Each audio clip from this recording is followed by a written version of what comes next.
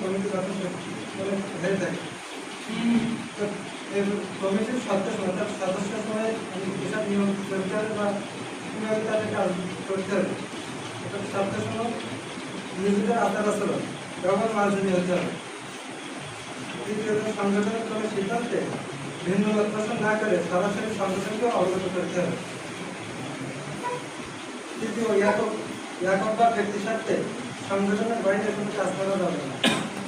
চার, সংগঠনের প্রতিটি সদস্যদের নিজ দায়িত্ব পালনে তৎপর থাকতে হবে।